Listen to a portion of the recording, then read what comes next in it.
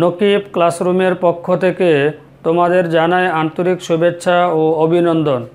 আজকে আমরা আলোচনা করব নবম ও দশম শ্রেণীর সাধারণ গণিত বিষয়ের চতুর্থ অধ্যায় নিয়ে, যে অধ্যায়টি হলো সূচক ও লগারিদম।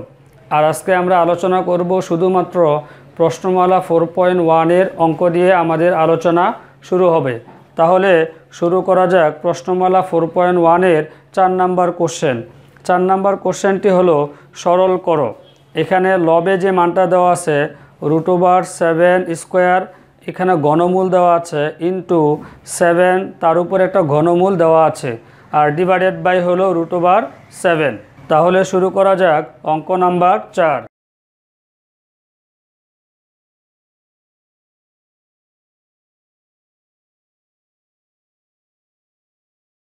এখন খেয়াল করো, এই অঙ্কটা আমাদের দেওয়া আছে আর আমাদেরকে বলা হয়েছে সরল করার জন্য। আমরা গত ক্লাসে সূচকের সূত্রাবলী নিয়ে বিস্তারিত আলোচনা করেছি।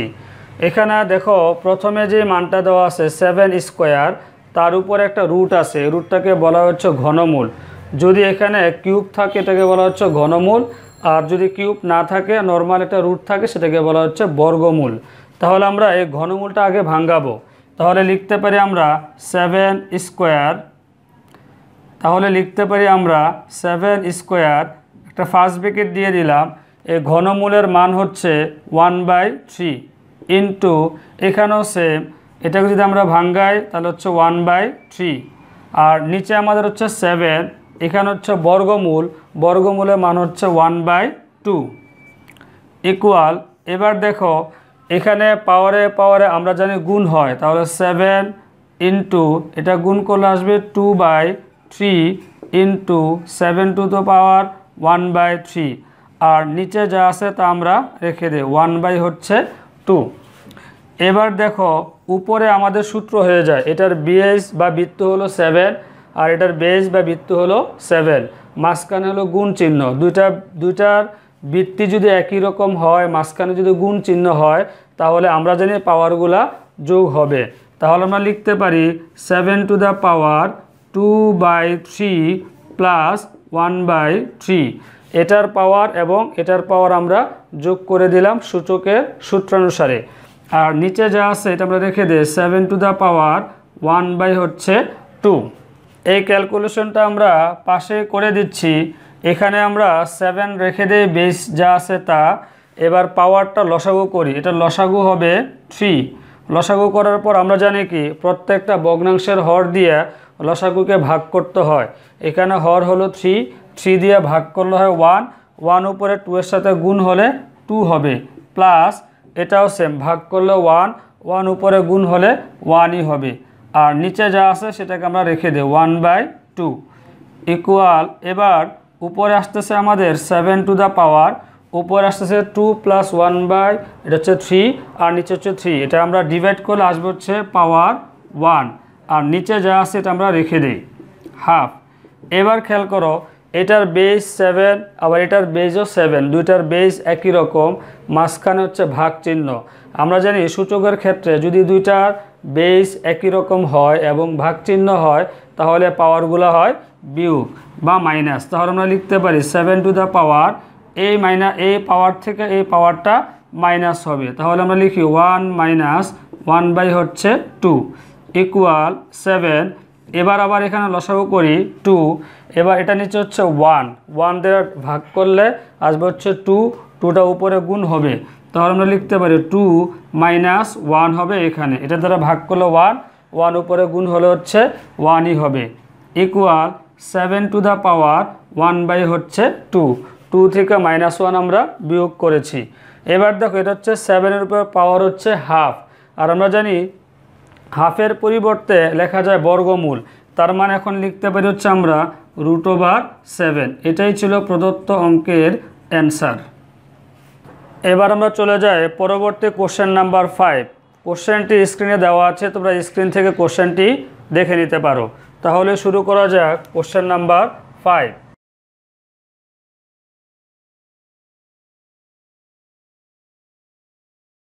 এখন খেয়াল করো এখানে যে অঙ্কটা দেওয়া আছে সেটা হলো আমাদের ইনভার্সের অঙ্ক।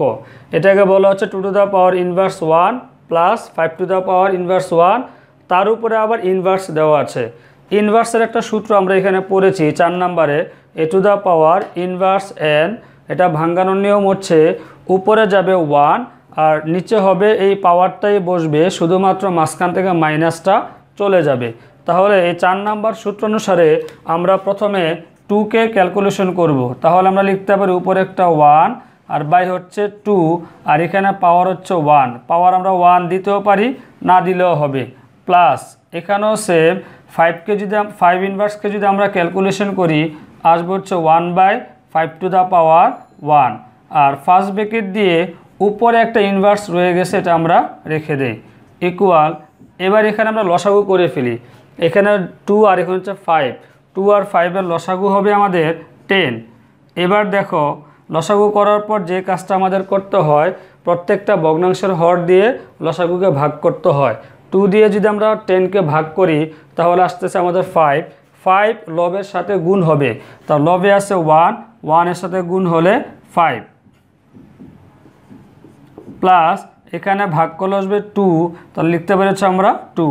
আর পাওয়ার যেটা আছে সেটা আমরা রেখে দেই -1। ইকুয়াল, এবার দেখো এখানে হচ্ছে 5 এর সাথে 2কে যদি আমরা যোগ করি আসবে হচ্ছে 7 বাই হলো 10, আর ইনভার্স হলো উপরে -1। এবার খেয়াল করো এখানে আবার ইনভার্স আছে, ইনভার্সটা এখন আমাদের ক্যালকুলেশন করতে হবে। তাহলে ইনভার্সটা যদি আমরা ক্যালকুলেশন করি আসতেছে উপরে একটা 1, আর এখানে যে মানটা আছে আমরা সেই মানটাই নিচে বসিয়ে দিব। তাহলে হচ্ছে 7 বাই হলো 10। সুতরাং ইকুয়াল, এখানে আমরা এখন ভগ্নাংশটাকে উল্টাতে পারি। তাহলে নিচের ভগ্নাংশ আমরা জানি পূরণ হয়ে উল্টিয়ে যাবে, তার মানে হচ্ছে 10 বাই হলো 7। ইকুয়াল, এখানে 1 এর সাথে যদি আমরা মাল্টিপ্লিকেশন করি বা গুণ করি তাহলে এই অংশটাই আসবে। তাহলে আসতেছে আমাদের 10 বাই হলো 7। এটাই ছিল প্রদত্ত অঙ্কের সরল মান। এবার আমরা চলে যাই পরবর্তী কোশ্চেন নাম্বার 6। কোশ্চেনটি স্ক্রিনে দেওয়া আছে, তোমরা স্ক্রিন থেকে কোশ্চেনটি দেখে নিতে পারো।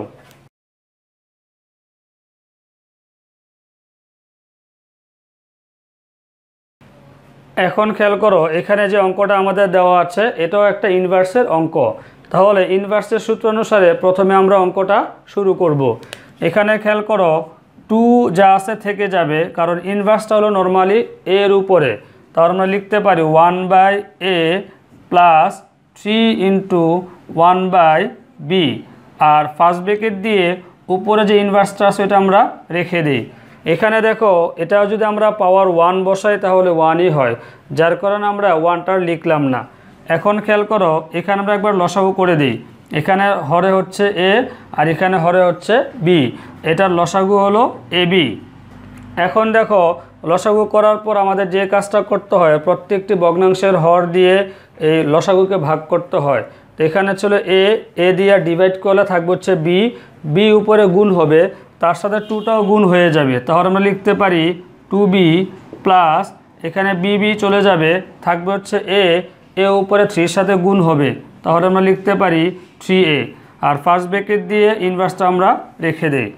ইকুয়াল, এবার সেমভাবে উপরে ইনভার্সটা আমরা ক্যালকুলেশন করব। তাহলে আমরা লিখতে পারি উপরে 1 বাই হচ্ছে এই মানটা চলে যাবে হচ্ছে নিচে, তাহলে আমরা লিখতে পারি 2b প্লাস 3a বাই হলো ab। এখন খেয়াল করো এখানে হরে যেহেতু আমরা একটা ভগ্নাংশ পেয়েছি তাহলে ভগ্নাংশটাকে আমরা উল্টিয়ে দিতে পারি।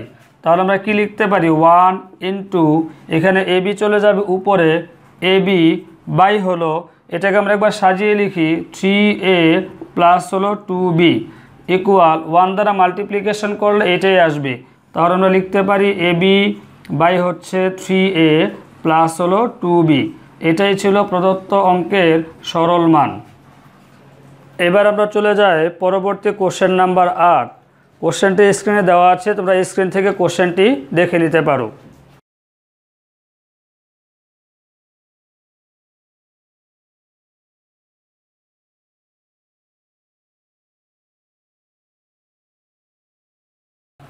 এখন খেয়াল করো এখানে যে অঙ্কটা দেওয়া আছে এই অঙ্কটা আমাদের ইনভার্সের, তার সাথে একটা রুট দেওয়া আছে।